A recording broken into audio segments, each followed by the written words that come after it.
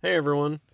In this video, I mostly just want to let you know that I'm still around. I still think about this, and I haven't left, and I haven't abandoned this channel. And I really value this is a good resource, and I really do appreciate that I've met a lot of people through this, and that I recognize a lot of people in the comments, and we have good discussions, and a lot of us I feel like have grown together. And so yeah, it's a resource worth using. And I do have a lot of things to say. I'm a very opinionated person, and I just haven't, sometimes I feel like making videos, sometimes I haven't. So thank you for being patient if you've been missing videos. And I mean, a lot of what I've been doing, self improvement type stuff, baby steps though. I'm very slow. I don't try to not make any radical changes. Uh, but I've been trying to work on myself, I feel like, this past year. And yeah, just taking a break, I guess, like a mental break from conspiracy. But I mean, I have hobbies now that I didn't used to have a couple years ago. And that's a huge amount of time that I can put into those. And yeah, I mean, conspiracy basically used to be my hobby, but it's like I got the message. The message was Jesus Christ. And once you get the message, you hang up the phone. Conspiracy, it stops being fruitful after a while. Sure, there's certain things that still interest me, but yeah, I don't ever see myself coming back as like a full fledged conspiracy channel pumping out that conspiracy content or anything. I don't know. What are people even doing these days?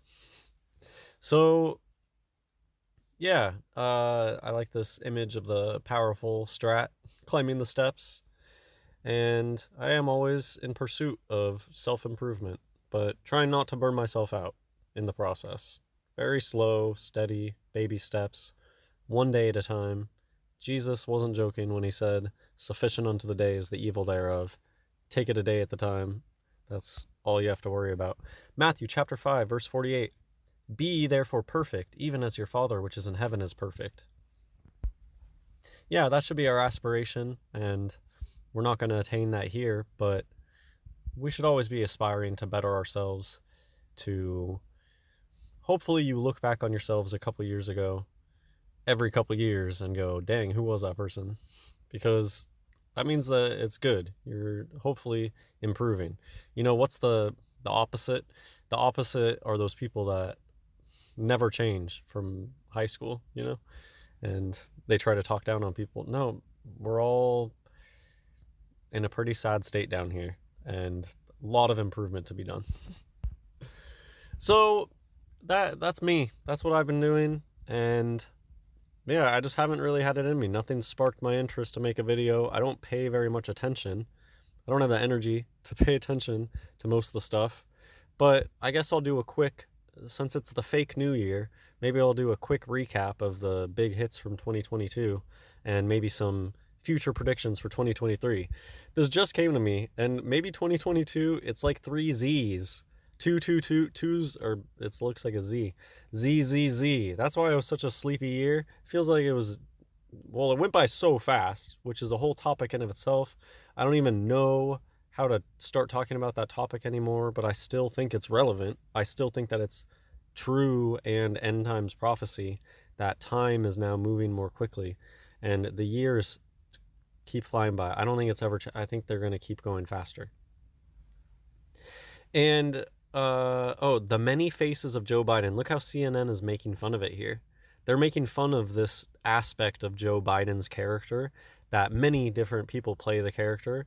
And a lot of it sometimes is probably just CGI masking. Uh, a lot of it sometimes, you know, often times it's probably just an actor with a deep fake of Biden. But sometimes it's just looking very different.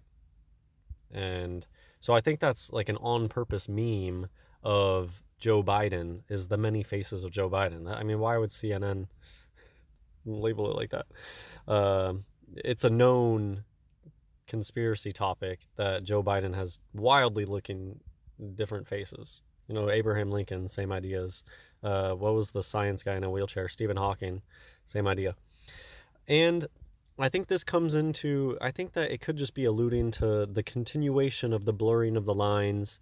I see more and more ideas of blurring lines between reality, virtual reality. I mean, obviously that's been a huge topic since the 2000s, the 90s even, uh, probably before, obviously. But it's just now it's real. It's real now. We have deepfake is real. Uh, Another thing big this year is the release to the mass release to the public various AI art generations, just generating things. Just the different AI that's out there is wild. AI that'll write any sort of thing. I've been saying this for years that you'll read articles, you'll read news articles, and you'll be like, that article was written by a bot. That's not a human writer. So those are just the big themes that I think of.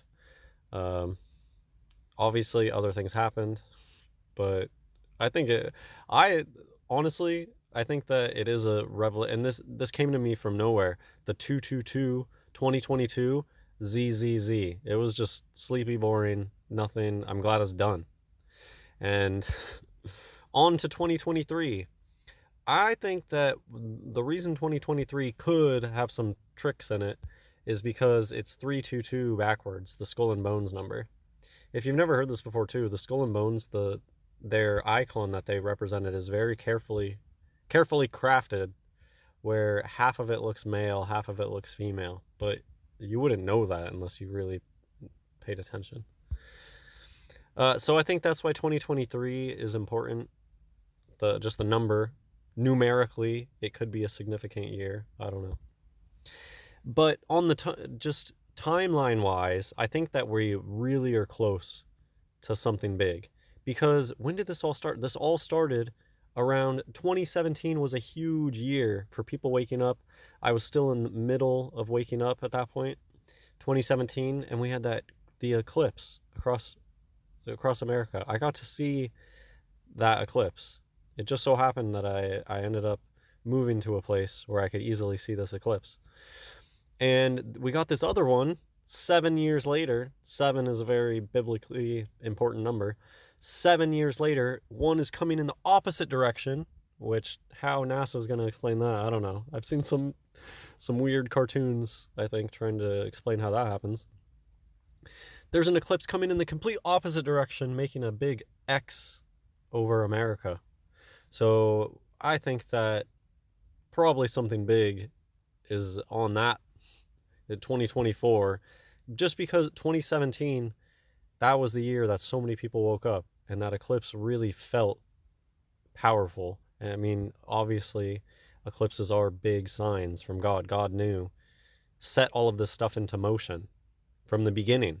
These things are cyclical. That's how it's so ridiculous when people they try to talk about this stuff like, how do eclipses happen? Like, how do we predict an eclipse? Nobody is doing orbital mechanics computations to figure out eclipse. All of this stuff is cyclical, and it's been set in stone since the day that God created this place and set everything into motion. These things follow their paths, and they don't deviate from their paths, and it's all discrete, and they follow cycles. And so the two eclipses 7 years apart making a big X over America, yeah, I still think that's really relevant, and I'm getting excited about it. Honestly, that's the one thing that I'm excited about in the future is this. It's like the other bookend of these two events, because the beginning was just so important to me. That was when so many of us were waking up. So that it'll be interesting to see what happens in 2024. I'll just leave it at that. I hope you enjoyed this video. God bless everyone.